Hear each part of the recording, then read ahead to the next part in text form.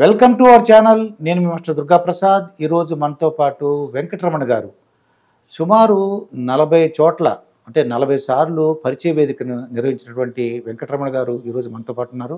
Sir నమస్కారం sir.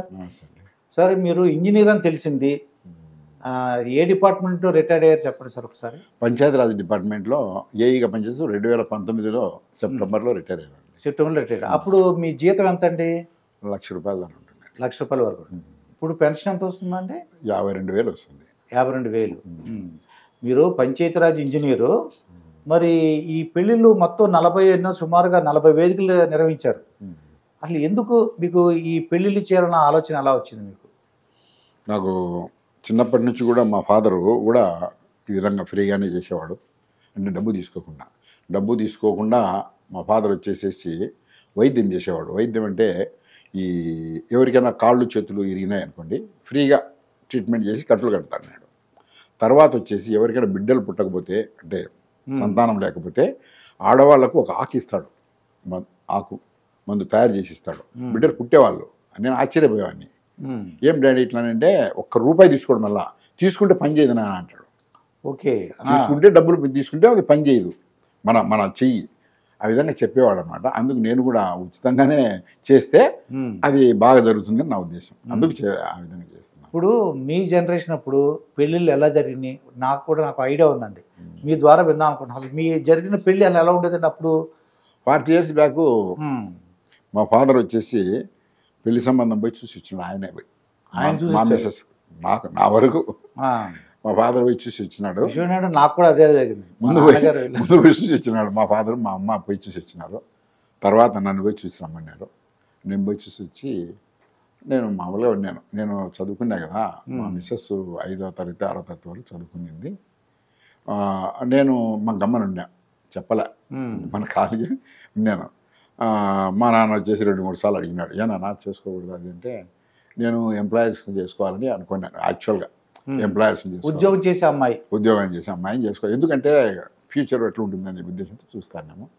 మా నాన్న ఒకటే మాట చెప్పినాడు, నువ్వు చేసుకుంటే అమ్మాయిని చేసుకో, లేకుంటే నేను ఇంకా రాను పెళ్లి పెత్తనాలకు అన్నాడు.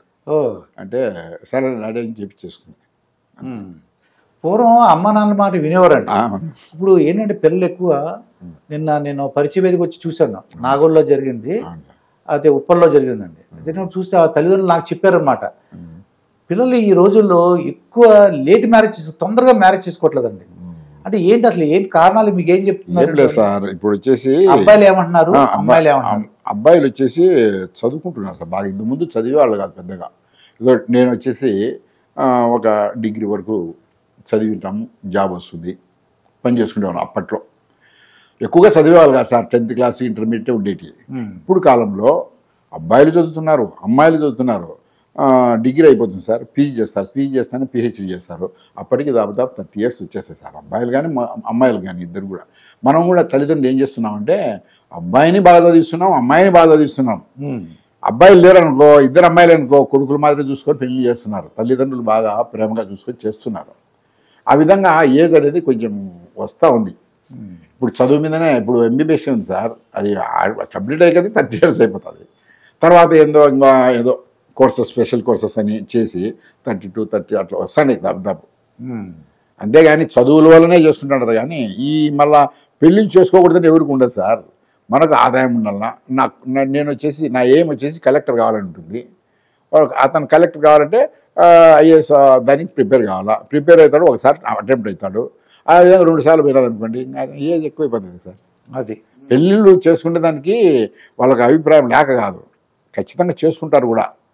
ఎందుకు చేసుకోరంటే కొంతమంది ఏదో చిన్నతనంలోనే పెళ్లి చేసుకుంటారు, కొంతమంది మాత్రమే. చాలామంది చదువుకోవాలా, నా పిల్లలు బాగుండాలా, మా ఫ్యామిలీ బాగుండాలా, మా తల్లిదండ్రులకు మంచి పేరు తీసుకురావాలనే ఉంటారు సాధ్యమైనంత వరకు. ఎవరైనా ఏ కుటుంబం అయినా సరే ఆ విధంగా ప్రతి ఒక్కరు, నాకు తెలిసినంత వరకు ప్రతి ఒక్కరు కూడా ఆ విధంగా చదువుకొని మంచి పేరు తెచ్చుకున్నాక పెళ్లి చేసుకుంటున్నారు సార్.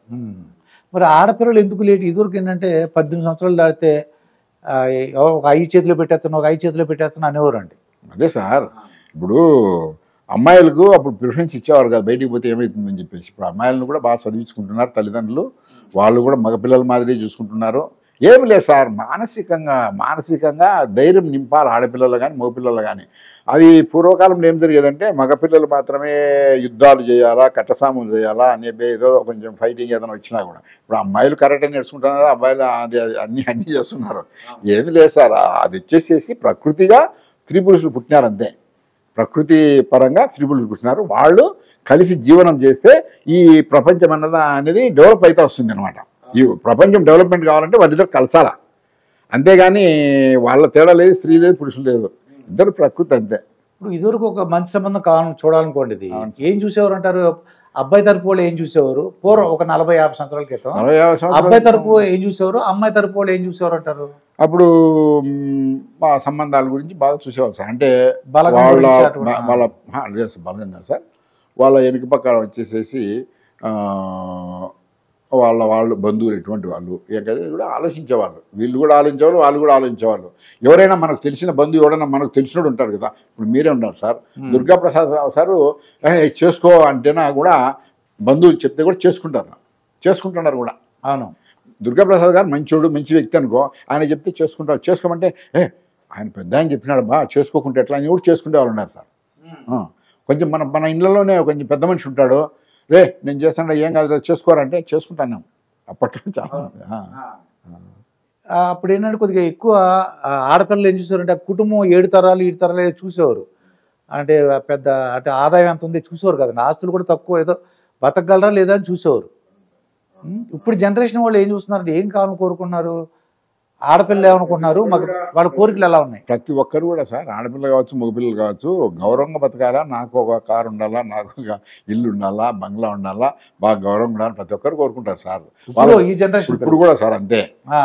వాళ్ళ పిల్లలు ఉంటారు కదా, ఆ పిల్లలను ఎక్కడ చేర్చాలా, ఆ స్కూల్ చేర్చాలా, మంచి స్కూళ్ళలో చేర్చాలా, చదివించాలంటే ప్రతి ఒక్కరికి ఉంటుంది సార్. ప్రతి ఒక్క మానవుడైన కానీ ప్రతి ఒక్కరికి ఉంటుంది.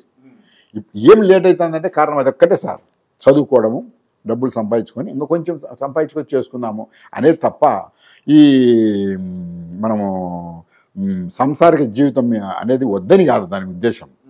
మనం కొంచెం బాగుండాలి కదా.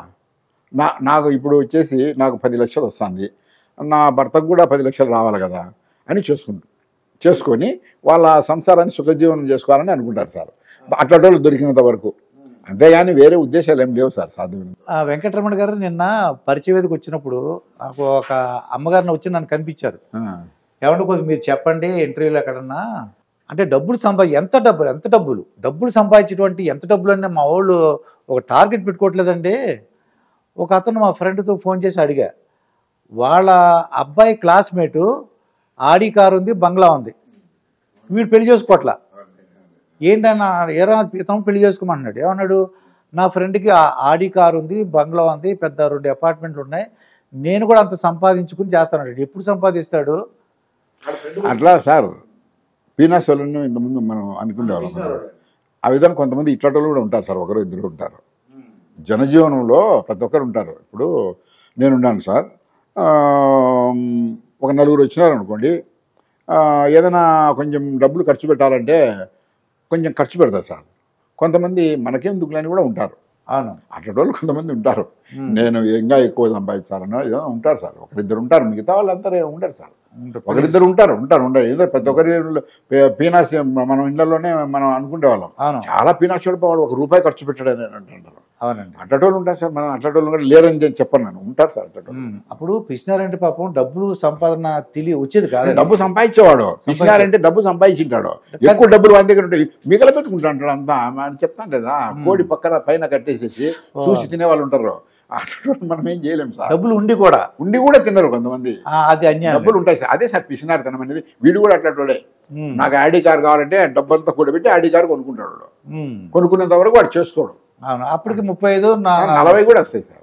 ఇప్పుడు 35-40 మ్యారేజ్ చేసుకుంటే ఏమవుద్దంటారు? ఇప్పటికి అంటే ఒక లేట్గా మ్యారేజ్ చేసుకున్నారు అనుకోండి, ఏమవుద్దు? పూర్వకాలంలో కూడా సార్ అమ్మాయిలు, పూర్వకాలం మా చిన్నతనంలో కూడా 3 ఏళ్ళ అమ్మాయి ఉంటే కూడా మేము చేసుకుంటాము, 15 ఏళ్ళు 20 ఏళ్ళు ఉండే 15-20 ఏళ్ళు ఉంటాయి అబ్బాయికి, 15 ఏళ్ళు అట్లుంటాయి. ముందుగానే ఇచ్చేసేసి మాట్లాడుకొని బాల్య వివాహాలు అట్లా ఉండేవి సార్. అప్పుడు అవి మంచివి కాదని మన వాళ్ళు పెద్దవాళ్ళు అంతా చేసేవాళ్ళు. అయినా వాళ్ళు అంటే బాల్య వివాహాలు కాదు అవి, ఊరిని అనుకోవడం కూడా కాదు. మీ అమ్మాయిని మేము చేసుకుంటాం ఎదిగిన తర్వాత, అంటే పెద్దదైన తర్వాత 18 ఏళ్ళు కానీ అది వస్తుంది కదా సార్, మెన్సెస్ అనేది వస్తుంది కదా, అది చేస్తారో చేసుకున్నాము అని మాట్లాడుకుంటారు. అట్టే ఉంటారు, ఇంకా అప్పుడు చేసుకుంటారు. అప్పుడు అమ్మాయిలు తక్కువ ఉండేవాళ్ళు సార్. ఇప్పుడు అమ్మాయిలు కూడా కొంచెం తక్కువ అంటున్నారు, కానీ నాకు తెలిసి ఏం తక్కువగా ఏం లేరు సార్. అమ్మాయిలు లక్షణంగా ఉన్నారు. ఏమంటే అప్పుడు అమ్మాయిలు చదువుకోవడం లేదు, అబ్బాయిలు బాగా చదువుకునేవాళ్ళు. ఇప్పుడు అమ్మాయిలు కూడా చదువుకుంటున్నారు, ఇంకా ఎక్కువ చదువుకుంటున్నారు. ఎక్కువ ఏం లే, బాగా చదువుకుంటున్నారు కాబట్టి వాళ్ళ కోరికలు కూడా ఉంటాయి సార్. ఆ కోరికలు ఏంటి సార్? ఏంటంటే అబ్బాయి బాగుండాలా, అబ్బాయి బాగుండాల్సిందే, మంచి ఉద్యోగం ఉండాలా, అంటే సంపాదన, అంటే ఒకవేళ మంచి బిజినెస్ చేసి సంపాదిస్తాన్ని కూడా చేసుకుంటున్నారు. ఇప్పుడు ఇబ్బంది, వ్యాపారస్తులు ఎట్టపోతారు. ఏమంటే కొంచెం వ్యవసాయం మీద మక్కువ చూపించడం లేదు సార్. అమ్మాయిలు వ్యవసాయం మీద మక్కువ చూపించడం లేదు. ఎక్కువగా సాఫ్ట్వేర్ ఇంజనీర్లని, డాక్టర్లని, కొంచెం బిజినెస్ ఫెలోస్ మీద చూపిస్తున్నారు. కానీ వ్యవసాయానికి పోవాలంటే వ్యవసాయం చేసే అమ్మాయిల తల్లిదండ్రులు కూడా కొంచెం మక్కువ వాళ్ళ మీద చూపడం కొంచెం ఇబ్బందిగా ఉంది సార్. వ్యవసాయదారుల కుటుంబంలో ఉండే అబ్బాయిలకు పెళ్ళిళ్ళు జరగాలంటే కొంచెం ఇబ్బందిగా ఉంది. వాళ్ళు కూడా ఏదో ట్రై చేసి వాళ్ళు ఏం చేయాలంటే పల్లెలకు పోయేసి, మన క్యాస్ట్ ఉంటుంది కదా, మన క్యాస్ట్ ఉండే ఆ పల్లెలకు పోయేసి అక్కడ మాట్లాడుకోవాలి సార్. మీ అమ్మాయింది కదా, ఇప్పుడు కాలంలో అప్పుడు కట్నాలు ఉన్నాయి కదా, కట్నాలు అవన్నీ ఉన్నాయి, ఏమొద్దండి మీ అమ్మాయిని ఇస్తే సారని వెళ్ళిపోవాలి, పల్లెలకు వెళ్ళిపోవాలి. ఇప్పుడు టౌన్లకు ఇట్లా రావాల్సిన పనిలా. ఏ ఊర్లో అయితే మన వాళ్ళు ఎక్కువగా ఉంటారు కదా, ఎక్కువ క్యాస్ట్ ఉంటుంది కదా, వెళ్ళిపోవాలన్నమాట.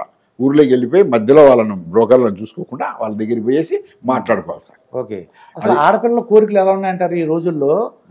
అంటే వాళ్ళ కోరికలు ఇదివరకు అమ్మా నాన్నలు ఏం చెప్తే ఆడపిల్ల అలా చేసేసుకున్నారు, మగవాళ్ళు కూడా వినేవాళ్ళు సార్. అని చెప్తే ఓకే, అమ్మాయిలు సార్ ప్రతి ఒక్కరికి కూడా ఉంటుంది సార్. నేను కూడా మామూలుగా వచ్చేసి యాక్చువల్గా ఎస్ఐ కావాలనుకోండి, పోలీస్ డిపార్ట్మెంట్, నేను హైట్ గిట్ ఉన్నానని చెప్పేసి నాకు అక్కడ మెజర్మెంట్లో నేను కాలే, పోలీస్ కానిస్టేబుల్ దానికే పోయినా, అంటే కొంచెం ఫైనాన్షియల్ ట్రబుల్స్ పోతే అక్కడ సెలెక్ట్ కాలే. తర్వాత వచ్చేసి పంచాయతీరాజ్ డిపార్ట్మెంట్లో జాబ్ వచ్చింది. దానే కావాలని కొంతమంది గమ్మనుండి మళ్ళీ ప్రిపేర్ అవుతారనమాట. నేను అట్లా అనుకోవాలి, వచ్చిన దానికి ప్రిపేర్ అయ్యి నేను ఇట్లా ఈ వర్క్ ఇన్స్పెక్టర్గా ఫస్ట్ జాయిన్ అయ్యి, తర్వాత కొన్నేళ్ళు పనిచేసిన తర్వాత ఏఈగా నాకు ప్రమోషన్ వచ్చేసి డిపార్ట్మెంటల్ పరంగా నేను ఏఈగా పని రిటైర్ అయినాను సార్. ఇప్పుడు మీ జనరేషన్ కానీ నా జనరేషన్ కానీ చూస్తే ఒక్కసారి పెళ్ళిందంటే ఇంకా జీవితాంతం వాళ్ళు భార్యాభర్తలను కొనసాగేవారు. అవునవును సార్. ఇప్పుడు 10 daysకే 1 monthకే విడిపోతున్నారండి, పెళ్లి లేని 15 రోజులకే 10 రోజులకే. అలా నేను చూసాను ఆ కేసులు. ఎందువల్ల అంటారు? అసలు అలాంటి ఆపాలంటే ఏం చేయగలం? పూర్వకాలంలో జనాభా తక్కువ, ఇప్పుడు జనాభా ఎక్కువైపోయింది సార్. ఆ జనాభా పరకంగా తక్కువ అప్పుడు కూడా డైవర్స్ జరిగేది సార్, చిన్న జరిగేది, పెద్దగా జరిగేది కాదు. ఇప్పుడు కొంచెం ఎక్కువ ఎడ్యుకేషన్ ఎక్కువైపోయింది కదా సార్. కొంచెం ఎడ్యుకేషన్ ఎక్కువైపోయిన తర్వాత అప్పుడు మాదిరి అమ్మాయిలు అనిపించుకోవడం లేదు, అబ్బాయిలు అనిపించుకోవడం లేదు. నువ్వు ఎడ్యుకేటరే, నేను ఎడ్యుకేటరే, నువ్వు ఉద్యోగం చేస్తాడా, నేను ఉద్యోగం చేస్తాడా, మన ఇద్దరం గౌరవంగా ఉండాము. ఏదైనా తప్పు చేస్తే నీవు చేసిన తప్పే, నేను చేసిన తప్పే అని అంటారన్నమాట. ఇప్పట్లో అంటారు కూడా. ఎందుకంటేనా ఆ స్థాయి, నువ్వు పెళ్లి చేసుకో అనే స్థాయి నుంచి తర్వాత తల్లిదండ్రులను ఒప్పించి పెళ్లి చేసుకునే స్థాయి నుంచి ఇప్పుడు సొంతంగా మేమే పెళ్లిళ్ళు చేసుకునే స్థాయికి వచ్చేసినారు అమ్మాయిలు. మేమే సొంతంగా మాట్లాడి తల్లిదండ్రులతో మాట్లాడించుకొని పెళ్లిళ్ళు చేసే స్థాయికి వచ్చినారు. ఆ స్థితికి వచ్చినారు. అమ్మాయిలను కొంచెం ఫార్వర్డ్ అయినారు సార్. మనం వాళ్ళని తక్కువగా ఏమి అంచనా వేయాల్సిన పని లేదు. వాళ్ళు ఒక ప్రాణే, వీళ్ళు ఒక ప్రాణే. మగ తేడా అనేది మనం నిర్ణయించుకున్నాం సార్. అది మగ ఆడ అనేది మనం నిర్ణయించుకున్నాం. ఝాన్సీ లక్ష్మీబాయి యుద్ధం చేసింది, అవునండి. సరోజినీబాయి ఆమె రాజకీయాలు చేయలేదా? అవునండి. మమతా బెనర్జీ చేయలేదా? జయలలిత చేయలేదా? రాజకీయాలు అందరికి శాసించుతానే కదా. జయలలిత కూర్చుంటున్నారు ఎవరన్నా? అవునండి. జయలలిత ముందర అది సార్, లేడీ కాదు జెంట్స్ కాదు సార్, ఆ మైండ్ సెట్ అనమాట. అది అంతే. ఇందిరాగాంధీ అండి, ఇందిరాగాంధీ గారు 12 ఏళ్ళు పరిపాలన చేసినారు కదా. మైండ్ సెట్ సార్, అంతే. అది ఆడంబగానేది కాదు సార్, అది మైండ్ సెట్ ప్రకారంగా పనిచేస్తాడు ఎవడైనా కూడా. ఎక్కువ విడిపోతున్నాయి అంటే దాన్ని ఆపాలంటే ఏం చేయాలి? విడిపోయేది అది వచ్చేసేసి మనం నిర్ణయించుకునేది సార్. పెళ్లి చేసుకోవడం అనేది మనం నిర్ణయించుకున్నాము. విడిపోవడం అనేది వాళ్ళ ఆపాలంటే ఏం చేస్తే? ఆపాలంటే ఈ చిన్నప్పటి నుంచి ఎడ్యుకేషన్ మారాలి సార్. చిన్నప్పటి నుంచి ఎడ్యుకేషన్ మారాలా. ఇప్పుడుండే చదువులు కాదు. మేము సత్యసాయి సేవా సంస్థలో పనిచేస్తున్నాం కదా, మేము చిన్న చిన్న బాల వికాస్ సెంటర్లని ఓపెన్ చేస్తున్నాం. ప్రతి ఒక్క వీధిలో, చిన్న చిన్న వీధులలో బాల వికాస్ సెంటర్లని సత్యసాయి సేవా సంస్థ తరఫున ఏర్పాటు చేస్తాం. ఒక ఆదివారం 1 గంట మాత్రమే. దానికి ఒక కోర్స్ అనేది ఉంటుంది, గ్రూప్ 1, గ్రూప్ 2, గ్రూప్ 3 అని చెప్పేసి. ఈ 3 కోర్సులలో పిల్లలకు బోధిస్తామన్నమాట. ఆ పిల్లల నడవడికకు మిగతా స్కూల్ పిల్లల నడవడికకు కొన్ని రెట్లు 100% రెట్లు తేడా ఉంటుంది. వాళ్ళు మాట్లాడే మాటలకు వీళ్ళు మాట్లాడే మాటలకు. అది మేము ట్రై చేస్తున్నాం సత్యసాయి సేవా సంస్థ తరఫున. అంటే గుణం సార్, మనిషి గుణాన్ని మారుస్తున్నాం చిన్నప్పటి నుంచి స్వార్థం లేకుండా ప్రేమగా బతకాల, అట్లా చేతనంత సహాయం చేయాలి, మానవ సేవ మాధవ సేవ, నిజాయితీగా ఉండాలి.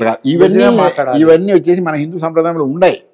అయినా అవన్నీ మర్చిపోయి పాండవులు కౌరవులు వచ్చేసి కొట్లాడుకున్నట్లు వాళ్ళంతే కదా, కొట్లాడుకొని యుద్ధం చేసుకొని చనిపోయినారు కదా.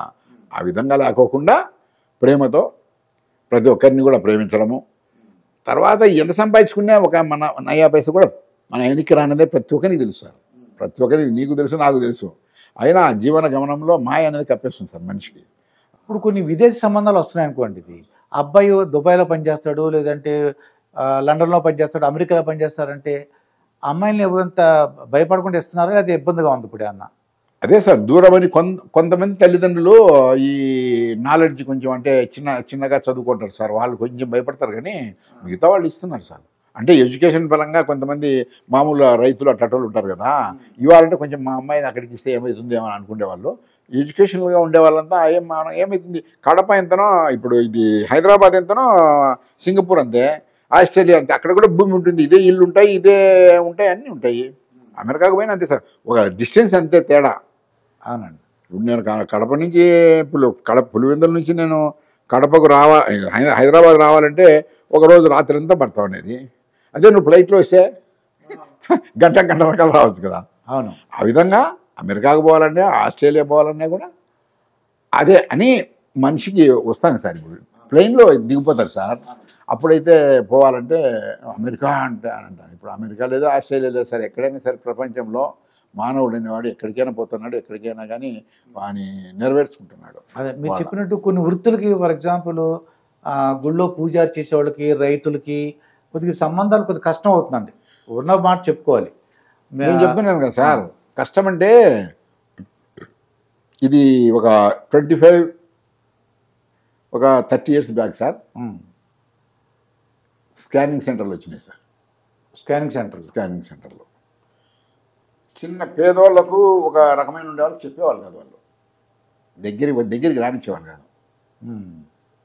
ఇప్పుడు డాక్టర్లు ఉంటారు, డాక్టర్ల బంధువులు ఉంటారు, అట్టలు వాళ్ళు సీక్రెట్ కానీ ఏదైనా చెప్పుకోవచ్చేమో అడిగితే, అబ్బాయి ఉన్నాడా అమ్మాయి ఉన్నాడా స్కానింగ్ చేసినప్పుడు, అబ్బాయి ఉంది అమ్మాయి ఉంది అన్నప్పుడు ఒక అబ్బాయి పుట్టింటాడు. అప్పటికే కొంతమంది ఏం చేస్తారంటే, 2 అబ్బాయిలు అయితే మనకి ఇబ్బంది లేదు అని చెప్పేసి చేసుకోవచ్చు కూడా, అట్లా స్కానింగ్ చేసుకొని పిల్లలు పుట్టించుకుంటారు. ఆ విధంగా కొంతమంది షావుకారులుగా ఉండేవాళ్ళు ఆ స్కానింగ్ సెంటర్ని ఆశ్రయించి కొంచెం మగపిల్లలను పుట్టించుకునేది ఒక 30 years బ్యాక్ నుంచి జరుగుతుంది. అంటే స్కానింగ్ సెంటర్ ఎన్నాళ్ళు చూసినా నాకు అంత ఐడియా లేదు. కానీ ఆ స్కానింగ్ సెంటర్లు వచ్చిన వాళ్ళ నుంచి గవర్నమెంట్ ఏమో స్ట్రిక్ట్గా చేస్తూ ఉంది, దాని ఒక సెంటర్లు వస్తుంటారు కదా. ఆ విధంగా వాళ్ళు చేసుకుంటారు సార్. చేసుకునేప్పుడు ఏమవుతుందంటే, ఈ పేదలకు పుట్టిన వాళ్ళు ఏం చేస్తారంటే, వాళ్ళు ఏ స్కానింగ్ సెంటర్ల దగ్గరికి పోలేరు, ఏం పేరు. ఎవరు పుట్టినా కూడా, అమ్మాయిలు పుట్టినా అబ్బాయిలు పుట్టినా కూడా, అమ్మాయిలు పుట్టినా వాళ్ళు చేసుకుంటారు. అవును. ఈ కొంచెం షావుకారులుగా ఉండి కొంచెం ఉండేవాళ్ళు అమ్మాయి కావాలని అబ్బాయి కావాలని పుట్టించుకుంటారు. వాళ్ళు కూడా మనకు అబ్బాయి అయితే బాగుంటుంది కదా అని కొంతమంది ఉంటారు, అట్లా అందరూ ఏముండరు. వాళ్ళు పుట్టించుకున్నప్పుడు ఏమవుతుందంటే, ఈ తేడా అనేది ఆడొస్తుంది సార్. అంతే. ఇప్పుడు కొంచెము బర్నింగ్ ఇష్యూ వచ్చేసి అమ్మాయిలకు చేసుకోవాలంటే కొంచెం అది కూడా కొంచెం 1%, 2% అది కూడా ఉంది. మీరు సుమారు 40 వరకు పరిచయ వేదికలు నిర్వహించారండి. ఎప్పుడైనా ఇబ్బందులు ఫేస్ చేశారా? ఏం లేదు సార్. అంటే నా డౌట్ ఏంటంటే ఒక కుటుంబాన్ని కలిపారు అనుకోండి, ఇది కలిపిన తర్వాత వాళ్ళు ఏదో విడిపోవడం లేదా గొడవలు పడడం వేసేసి మీరు మీ వలన వచ్చిందని అనడానికి అవకాశం ఉందా అండి? ఇంతవరకు ఎక్కడ రాలేదు సార్. ఎక్కడ రాలేదు. రాకుండా చూసుకుంటాను నేను. ఎందుకంటే ఈ పరిచయ వేదికలు అనేవి మా బలిజ సంఘీయులు అనమాట. అంటే కాపు సంఘీయులు కావచ్చు, బలిజ సంఘీయులు కావచ్చు, ఆ ఏరియాలను బట్టి మున్నూరు కాపు కావచ్చు. ఇప్పుడు మేము వచ్చేసి ఈ కార్యక్రమం వచ్చేసి తెలంగాణ, ఆంధ్రప్రదేశ్, కర్ణాటక కూడా నేను చేసినాను. ఆ పరిస్థితులను బట్టి బలిజ సంఘాలే ఈ ఖర్చులు పెట్టుకొని చేసేటి. ఇక్కడ హైదరాబాద్లో కూడా వనస్థలిపురంలో చేసినాము. అక్కడ బలిజ సంఘీయులు అంటే ఏ కులంలో అయినా సరే, వాళ్ళు ఏ కులం వాళ్ళు అయినా సరే ఏంటంటే అంటే ఎటువంటి జాగ్రత్తలు తీసుకోవాలి, మీ మీద ఎటువంటి జాగ్రత్తలు తీసుకో, పెళ్లి చేసే ముందు ఎటువంటి జాగ్రత్తలు తీసుకో? మా దగ్గర వేరే కులాలు రావు కదా సార్. ఎటువంటి జాగ్రత్తలు ఎవరైనా సరే సార్, అబ్బాయి మంచి అమ్మాయిని సెలెక్ట్ చేసుకోవాలంటే పద్ధతులు పర్సనల్ గా పోయి కనుక్కోవాలి సార్. మధ్యలో మ్యారేజెస్ మళ్ళా చేస్తుంటారు కదా, డబ్బులు తీసుకుని చేస్తుంటారు కదా, వాళ్ళ మీద ఆధారపడకుండా పర్సనల్ గా పోయి మాట్లాడుకోవాలా. ఏమైందంటే ఈ మధ్యలో అమ్మాయి అబ్బాయి, ఒక తమిళ అమ్మాయి అంటారు చూడు, ఆ టైపులో ఇద్దరు అమ్మానైనా ఇద్దరు అబ్బాయిలు కానీ అమ్మాయిలు కానీ ఉంటారు సార్. అందరికి నలుగురికి ఉద్యోగాలు ఉంటాయి. వాళ్ళ ఉద్యోగాలు చేసుకునే దానిలోనే ఎక్కువగా నిమగ్నం అయిపోయింటారు సార్. పెళ్లిళ్ళు చేసుకునే దానికి కూడా కొంచెం ప్రిఫరెన్స్ ఇవ్వడం లేదు. అప్పుడు నేనేమంటున్నానంటే మీరు ఇట్లాంటి మా దగ్గరికి వస్తే మేము ఏదో కౌన్సిలింగ్ మాదిరి ఇట్లా మాట్లాడి మీకు అడ్రస్ ఇస్తాం, మీరు మాట్లాడుకోవచ్చు అని మేము చెప్తున్నాం. ఒక మంచి పెళ్లి కూతురు కావాలనుకోండి, ఇది ఎలాగా ఈ రోజుల్లో? అంటే పూర్వం అంటే మనం మీరు అన్నట్టు బలగం ఆ చుట్టుపక్కల అందరూ చేసేవాళ్ళు. ఈ రోజుల్లో ఏమో మాకు చుట్టాలు తక్కువ మంది ఉంటారు, చుట్టాలు ఎవరు చాలా తక్కువ మంది అంటే అని అంటుంటారు. ఎలా అప్పుడు అంటే ఎలాగో మంచి పెళ్లి కూతురు మనం ఎలా డిసైడ్ చేయగలం అంటారు? అంటే ఒక మగ పెళ్ళోళ్ళకి మీరు సలహా ఇవ్వమని అడుగుతున్నాను. అలాగే అబ్బాయి విషయంలో, అమ్మాయిల విషయంలోనే తక్కువ జనం ఉన్నారనుకోండి, మీరు చెప్పేది అంతే కదా. తక్కువ అంటారు, పెద్దగా బంధువులు లేకుండా ఉంటారు కదా. అట్లాంటి వాళ్ళు వచ్చేసి మధ్యలో మనుషులను ఆశ్రయిస్తాను సార్. ఎందుకంటే మా దగ్గర మేము చేసుకోలేము. ఆఫీసులో అడగడం, అదే మా అంత ఇంత డబ్బులు ఇస్తాం చేయండి అని అంటున్నారు. వాళ్ళు చేస్తున్నారు, అదే ప్రక్రియ జరిగిపోతుంది. వాళ్ళు జరుగుతుంది. ఎందుకంటే ఎవరు లేరు కదా. ఇప్పుడు మనం ఇంట్లో సార్ పని చేసేది అనుకుంటారు, పని మనిషిని పెట్టుకుంటాం కదా. ఇప్పుడు మన ఇంట్లోనే ఇద్దరమే ఉంటాము, చేసేదానికి పని మనిషిని పెట్టుకొని చేయించుకుంటాము, వంట మనిషిని పెట్టుకుంటాం చేయించుకుంటాం. ఆ విధంగానే వాళ్ళకి డబ్బులు ఇచ్చేసి చేసుకుంటారు కొంతమంది. అయ్యా వచ్చి చెయ్య, అంతే ఇంత డబ్బులు ఇస్తాం, దాంట్లో బట్టలు పెడతాం, ఏదో ఒకటి చేయండియా అని చెప్తారు. కాబట్టి వాళ్ళు కూడా పోయి చేస్తారు, వీళ్ళతో అంత ఇంత అమౌంట్ ఇచ్చుకొని చేస్తారు. ఇప్పుడు ఒక పెళ్లి చేశారు అనుకోండి, అతనికి ఏదో అది ఏదో మందు అలవాటు అనుకోండి, ఇంకా అటువంటి వాళ్ళతో ఎలా ఏం చేయమంటారు? వాళ్ళని పెళ్లి చేసుకున్నారు, అడిగి తాగుపోతాడు అనుకోండి, ఏం చేస్తే మంచిది అంటారు? ఇంకా దానికి మనం ఏం చేస్తాం సార్? ఇప్పుడు పూర్వకాలంలో కూడా తాగుడుపోతులు ఉండేవాళ్ళు, ఇసుటాకులు ఆడేవాళ్ళు ఉండేవాళ్ళు, అందరు ఉండేవాళ్ళు. ఇప్పుడు కూడా ఉన్నారు, అప్పుడు ఉన్నారు, ఇప్పుడు ఉన్నారు. కొంతమంది లేడీస్ ఏం చేస్తారంటే వాళ్ళు మార్చుకుంటారు, జనరల్గా మార్చుకుంటారు, అదే తాగడం లేదని చెప్పేసి. ఆ విధంగా తాగేవాళ్ళు అనేవాళ్ళు ఉంటారు సార్. ఉండేవాళ్ళని మార్చుకోవాలా, లేదా వాళ్ళు అడ్జస్ట్మెంట్ అన్నా కావాలా సంసారంలో. అంతేగాని దాని గురించి వద్దు అనేది భావ్యం కాదు, పద్ధతి. నిండు నూరేండ్లు బాగా ఉండాల. ఒక నపుంసకత్వం తప్ప, ఒక్క నపుంసకం తప్ప మిగతా వాటిలో ప్రతి ఒక్క దాంట్లో అడ్జస్ట్మెంట్ అయిపోతే ఏం కాదు సార్. మీరు ఈ మధ్యన పేపర్లు చూసారో లేదో, ఏమైందంటే పెళ్లి చేసుకున్నారు, హనీమూన్ కానీ మేఘాలయ వెళ్ళారు, లేదా ఇంకో చోటకి వెళ్ళారు, అలాగా ఆడవాళ్ళే డబ్బులు ఇచ్చి మొగుడిని చంపించారండి. అది మీరు విన్నారో లేదో? ఆడవాళ్ళే జరుగుతున్నాయి, మగవాళ్ళే జరుగుతున్నాయి సార్. మీరు ఒకటే ఆడవాళ్ళతో మాట్లాడితే ఎట్లా? జెంట్స్ కూడా చంపేస్తున్నారు, ఆడదాన్ని అయ్యి ఆ పరిస్థితిని బట్టి ఆడవాళ్ళు మాట్లాడుకునే పద్ధతులను బట్టి ఉంటాయి సార్. వాళ్ళు తీసుకునే డెసిషన్ బట్టి ఉంటుంది. ఆడవాళ్ళు చేస్తున్నారు, మగవాళ్ళు చేస్తున్నారు. ఒక ఆడవాళ్ళని చేస్తున్నారు అనేది ఈ మధ్య జరుగుతుందని చెప్తున్నారు, కానీ పేపర్లు అన్నీ ఆడవాళ్ళ మగవాళ్ళు వస్తున్నాయి సార్. మనము దాని మీద ఏం లేదు. వాళ్ళు జీవించే పరిస్థితిని బట్టి, వాళ్ళ తల్లిదండ్రులు బట్టి, వాళ్ళ తల్లిదండ్రులు ఉంటారు కదా, వాళ్ళ తల్లిదండ్రులు బట్టి వాళ్ళు ఉండి ఎందుకు మా బాగా చేసుకోవాలమ్మా, పద్ధతిగా ఉండాలమ్మా అని ఆడవాళ్ళకి చెప్పుకోవడము. ఎందుకు రా నాయన, నువ్వు బాగా చేసుకోరా నాయన, భార్యను బాగా చేసుకోరా నాయన, ఏం నీకు ఎందుకు అని చెప్పి అడ్జస్ట్మెంట్ చేసి చెప్పే పరిస్థితిని బట్టి ఉంటుంది సార్. వాళ్ళు చంపడం అనేది, చంపకపోవడం అనేది కూడా. నా డౌట్ ఏంటంటే మీలాంటి వాళ్ళని చెప్తారని చూస్తున్నాను. ఇప్పుడు పెళ్లి చేసుకోకుండా, చక్కగా పెళ్లి చేసుకోకుండా ముందే అమ్మా నాన్న దగ్గరికి వెళ్ళి నాకు వేరే పెళ్లి చేసుకున్నాను, నాకు వేరే వాళ్ళు ఇష్టం అని ఎందుకు చెప్పట్లేదు, చెప్పకుండా పెళ్లి చేసుకుని అని చంపేస్తున్నారండి. అది జరిగింది 1-2 కేసులు. వాళ్ళు ముందే చెప్పచ్చు కదా తల్లిదండ్రులకి. అవును సార్. అది వీళ్ళు తల్లిదండ్రులు వచ్చేసి ఏదో చెప్తారు సార్, మేము నువ్వు కానీ పెళ్లి చేసుకోకుండా అంటే మేము చనిపోతాము, ఇట్లా కొంచెం బెదిరిస్తారు మరి తల్లిదండ్రులు. పెళ్లి చేసుకుంటారు అంటే అప్పుడు వాళ్ళు డెసిషన్ తీసుకోవాలి సార్. నేను లేదు అతను వేరే అతను నేను చేసుకుంటాను అనేది సార్ ఇప్పటి నుంచి కాదు సార్ జరిగేది. లవ్ అఫేర్స్ అనేది అర్జునుడు సుభద్ర కాడి నుంచి జరుగుతున్నాయి. పెళ్లి కృష్ణుడు రుక్మిణి కూడా తీసుకొని పోయినాడు, రుక్మిణిని తీసుకొని పోయినాడు కదా వాళ్ళ ఇంటికాడ నుంచి కూడా. మనకు తెలిసినంత వరకు అర్జునుడు కూడా సుభద్రను పెళ్లి చేసుకున్నాడు కదా, లవ్ చేసే కదా వీళ్ళంతా పెళ్లి చేసుకునేది. లవ్ చేయడం అనేది ఇప్పటి నుంచి జరుగుతుంది సార్. అదేమీ తప్పేం కాదు మానసికంగా. అది అదే భద్రంగా మా పద్ధతిగా ఉండాలంటే అంటే వాళ్ళు చేసుకునే దానివల్ల కాదు బాగా ఉండొచ్చు కూడా. అది అయితే మానసికంగా ఇద్దరికి ఇష్టమైతే. నాకు అర్థమైంది ఏంటంటే మీరు చెప్పిన దాన్ని బట్టి ఒకవేళ పిల్లలు కానీ వాళ్ళ మనసులో వేరే వాళ్ళు ఉన్నట్లయితే ఆ తల్లిదండ్రులు ఒప్పుకోవడం మంచిది ఈ రోజుల్లో. అవును సార్, కరెక్ట్ సార్, మీరు చెప్పేది కరెక్ట్. ఏ మంచిదైతే వాళ్ళు ఒప్పుకోవడం మంచిది, ఒప్పుకోవడం చేసుకునేది కూడా మంచిదే. వేరే కులమైనా కూడా చేసుకుంటే అట్లా చేసుకుంటేనే మంచిది. ఎందుకంటే మనము ఏదో ఇది మన ఏదో అంటారు కదా, మనకు కులం మనకు ఉంటుంది కదా, ప్రెస్టీజ్ అనేది అంటారు, ఆ విధంగా లేకోకుండా పిల్లలకి ఇద్దరికి ఇష్టమైతే చేయొచ్చు, పెద్ద ఇబ్బంది ఏం లేదు సార్. చేసుకుంటేనే మేలు, అదే మేలు. వానికి ఏదో ఇష్టం లేని ఇచ్చి ఒక దగ్గర పని చేస్తున్నారు ఆడవాళ్ళు మగాళ్ళు, వాళ్ళు ఇష్టపడి పెళ్లి చేసుకుంటే మనం ఏం చేయలేదు, తప్పేం లేదు సార్. అది మానవ కులం సార్, మానవుడు అంతా ఒకటే సార్, రక్తం అంతా ఒకటే, డిఎన్ఏ అంతా అంతే. మనము రాతి యుగం నుంచి కూడా మామూలుగా వచ్చేసి డెవలప్ అవుతా నాగరికత పెంచుకుంటా పోతూ ఒక కులాలుగా ఏర్పడి మతాలుగా ఏర్పడి ఇవన్నీ జరుగుతున్నాయి సార్ ఎప్పటి నుంచో. రాతి యుగం నుంచి కూడా మన ఆర్యులుగా ద్రవిడులుగా ఇట్లా ఈ విధంగా ఏర్పడి ఈ విధంగా వచ్చేసి మనం ఒక బలిజ కులము, ఒక కాపు, రెడ్డి, బ్రాహ్మణ, అవన్నీ సార్ మానవులకి ఏంటి ఉన్నాయి సార్. రియల్గా అయితే నీకు రక్తం కావాలి సార్, నా రక్తం సరిపోతే ఇస్తా, నేనెవరో నేనెవరు నువ్వెవరో, మీకు ఆ డేంజర్ ఉంది, నీకు రక్తం కావాలా, నా రక్తం ఇస్తా నేను, నువ్వు బతుకుతున్నావు లేదా, నేను వేరే నువ్వు వేరే అని చెప్పేసి అంటే ఏమైనా బతకుండా ఉన్నామా మనం, ఏమన్నా ఉన్నాం కదా. ఫైనల్గా వెంకటరమణ గారు ఒకసారి పెళ్లి చేసుకున్నాక జీవితాంతం హాయిగా సుఖంగా ఉండాలంటే, భార్యాభర్తలు కలిసి ఉండాలంటే మీరేమో కొన్ని సలహాలు ఇవ్వండి. ఓర్పు సహనం అవసరం సార్. ఓర్పు సహనం కంపల్సరీగా ఉండాలి సార్. అవి లేకుండా కోపము ఇవన్నీ తగ్గించుకుంటే, ఓర్పు సహనం ఉంటేనా లక్షణంగా అడ్జస్ట్మెంట్ కావచ్చు, ఒక నపుంసకత్వం తప్ప. ఓకే అండి. అంటే అది సంసారిక జీవితం కదా సార్. వరల్డ్ అనేది, ప్రపంచం అనేది డెవలప్మెంట్ కోసమే ఇది మామూలుగా మానవుడు స్వామి దేవుడు సృష్టించాడని నేను అనుకుంటున్నా. ఈ ప్రపంచాన్ని సృష్టించాలని నేను అనుకుంటున్నాను. అట్టప్పుడు ఏం చేయాలంటే సాధ్యమైనంత వరకు ఇష్టం ఉండి చేసుకుంటేనే మంచి.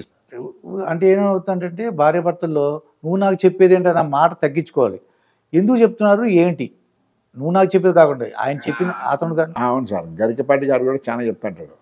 భార్యాభర్తల మీద మామూలుగా ఇట్లా వచ్చినప్పుడు నేను ఈరోజు బోకులు తోమనండి, గరికపాటి గారు చెప్పాను, తోమండి మీ ఇష్టం అని పక్కకు పోతేనా, ఏం మనమే తోమేస్తాము అంటాడు ఆయన. మనమే తోమేస్తే ఏమవుతుంది అంటాడు. నువ్వే తోమాలా, భార్యనే తోమాలా అనేది లేకుండా మనమే తోమేస్తే ఏమవుతుందండి, కసు నూకని అంటుంది, మనమే నూకేస్తామండి. గరికపాటి గారు అనేది మేము వింటాం ఎక్కువగా. గరికపాటి గారు కానీ, చాగంటి కోటేశ్వరరావు గారు కానీ ఈ విధంగా. అది కాక పుట్టపర్తి సాయిబాబా గారు కూడా ఓర్పు అవసరము, ప్రేమ అవసరము. నీ భార్య నిన్ను తిడతా ఉంటుంది అని నీ ప్రేమ కురిపిస్తా అంటేనా ఏమందో.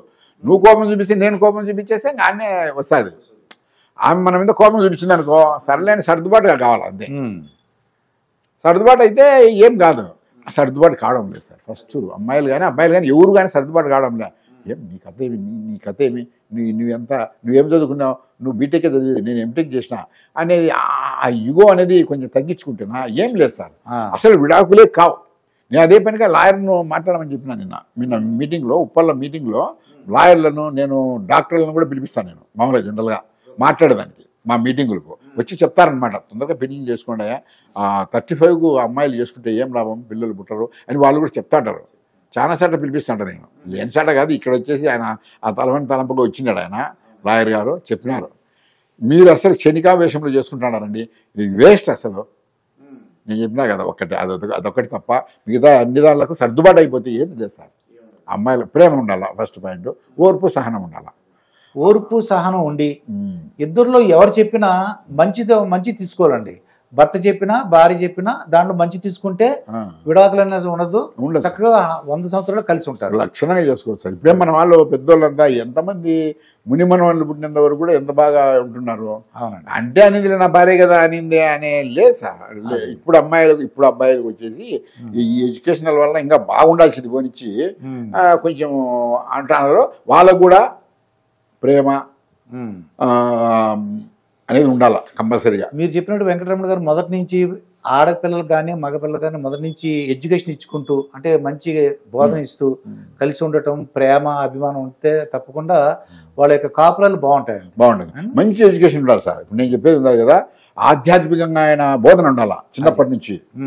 ఓన్లీ క్యాల్కులేషన్ లెక్కలు సైన్స్ అని చేసేది కాదు సార్. అదండి మెయిన్గా ఆధ్యాత్మిక బోధన. ఇప్పుడు స్వామి ఆధ్యాత్మికంగా ఈ విధంగా ఉంటుంది, ప్రేమ అభిమానాలు. అదిగాక బోధన కూడా ఎట్లున్నారంటే ఆధ్యాత్మికంగా దేవుడు అంటే ఇట్లా మనము తల్లిదండ్రులను గౌరవించాలా, పెద్దలను గౌరవించాలా, అబ్బా తాతలను బాగా చూసుకోవాలా అనేది నేర్పించాలి వాళ్ళకు. అదే తల్లిదండ్రులకు నమస్కారం పెట్టడం లేదు. ఇప్పుడు ఎవరన్నా చూసుకోండి, ఎవరన్నా ఒకరు పెడతా, ఆ పెళ్లి చేసుకునేటప్పుడు మాత్రం పెట్టమంటే పెడుతున్నారు అంతే. తల్లిదండ్రులకు నమస్కారం పెట్టేవాళ్ళు ఎవరు లేరు సార్. అది ఎందువల్ల అంటారు? అంటే చెప్పేవాళ్ళు లేకనే. అది మాకు పిల్లప్పుడు చెప్పేవాళ్ళు. మేము పిల్లప్పుడు ఎవరైనా ఇంటికి వస్తేనా గబక్కని తల వచ్చు ఆశీర్వాదం తీసుకోవాలని అనేవాళ్ళు. రాను ఆ విధంగా జరుగుతుంది సార్. ఆధ్యాత్మిక బోధన అనేది ఉండాలి చిన్నప్పటి నుంచి కూడా. ఉంటే బాగుంటుంది. అంటే ఈ డైవర్స్ ఉంటా, ఈ కొట్లాడుకునేటివి కూడా కదా సార్. వాళ్ళిద్దరు ఆలుమూడు కొట్లాడుకునేవి కూడా ఏం ఉండవు సార్. అది ఈ యుగో వలన కొంచెం అదే నేను సంపాదిస్తాను, నువ్వు సంపాదిస్తావు, నువ్వు చేస్తాను అనేది. సంపాదించుకున్న ఇద్దరు ప్రేమ అభిమానం ఉంటే అలాంటి ప్రేమ అభిమానాలు ఫస్ట్ ఉండాలి సార్. అంతే వాళ్ళు ఎందుకు చెప్తున్నారు, ఏం చెప్తున్నారు వినాలా. చెప్పుడు మాటలు విని ఏదో చేసుకుంటే మనం ఏం చేయలేము.